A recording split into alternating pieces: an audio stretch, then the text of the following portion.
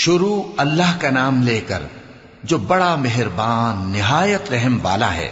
ہواؤں کی قسم جو نرم نرم چلتی ہیں پھر زور پکڑ کر جھکڑ ہو جاتی ہیں اور بادلوں کو ابھار کر اٹھا لاتی ہیں، پھر ان کو پھاڑ کر جدا جدا کر دیتی ہیں۔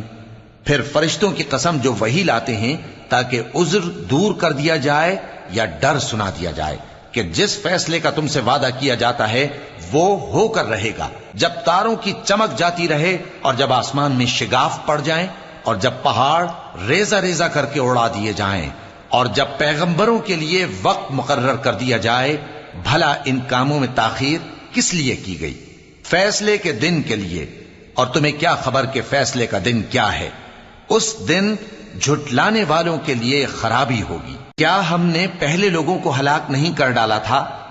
پھر ہم ان پچھلوں کو بھی ان کے پیچھے بھیج دیتے ہیں